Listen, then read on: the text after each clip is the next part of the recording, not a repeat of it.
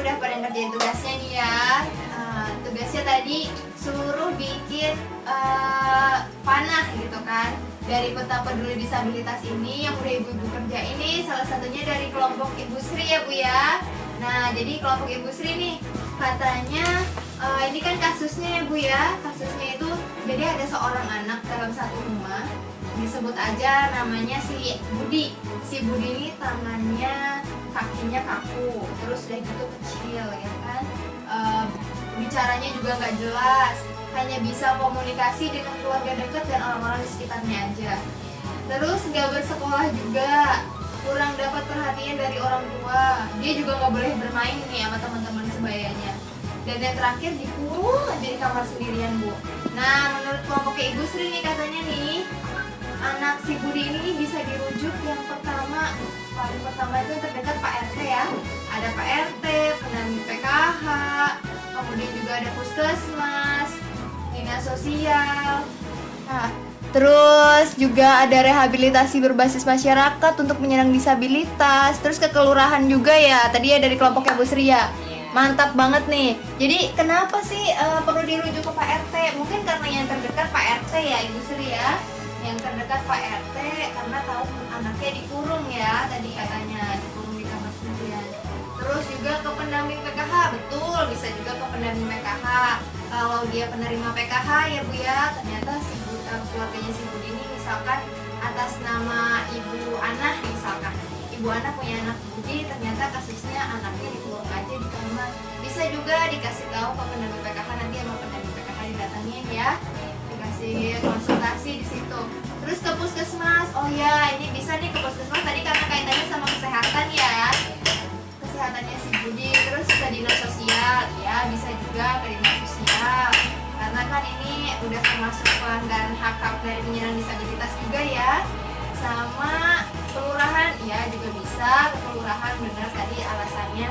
Karena kan kalau ada apa-apa kita bisa wajib lapor ke pemerintahan setempat ya. Sama yang terakhir di sini ke rehabilitasi berbasis masyarakat atau RBM untuk penyandang disabilitas. Tiap-tiap kelurahan memang rata-rata punya lembaga rehabilitasi berbasis masyarakat buat penyandang disabilitas ini atau RBM itu betul.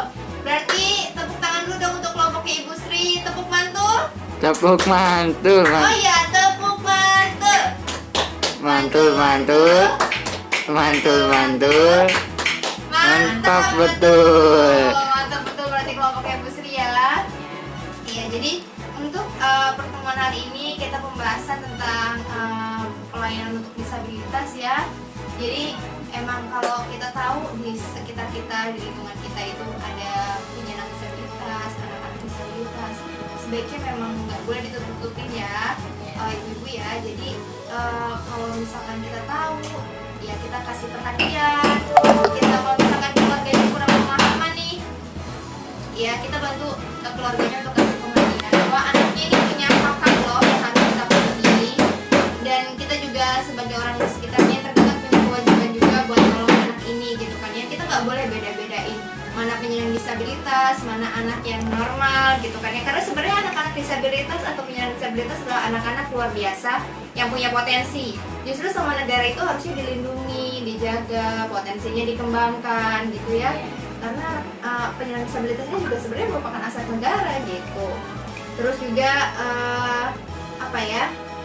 Ya kita juga jangan sampai gitu kan secara nggak sadar melakukan kekerasan sama penyandang disabilitas, karena kita sebenarnya nggak tahu ya kekerasan yang bisa menimpa disabilitas kayak kekerasan emosionalnya juga gitu kan. Udah dia sakit secara fisik, kita juga menyakiti dia secara mental, kan itu nggak baik juga ya.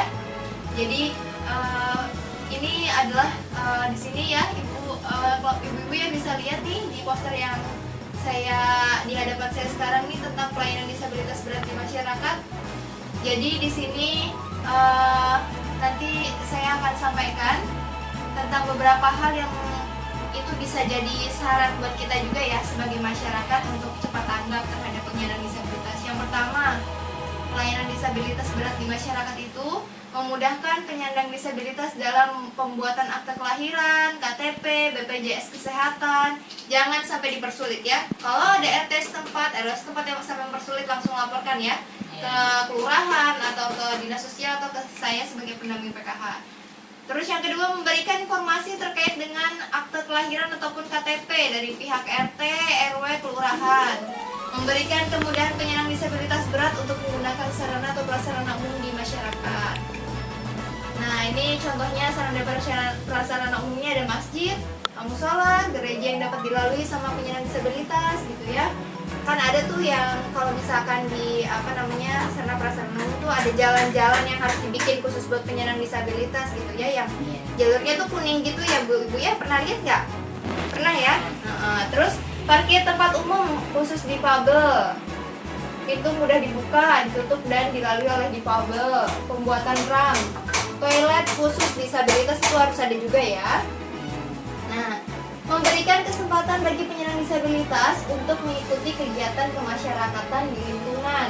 Contohnya pentas seni, arisan, karang taruna, hal-hal atau kegiatan-kegiatan yang biasanya diikutin sama kita sebagai masyarakat umumnya. Gak boleh dibeda-bedain juga ya sama penyandang disabilitas ya Bu Ibu ya. Jadi harus kita bagi juga haknya ke mereka gitu.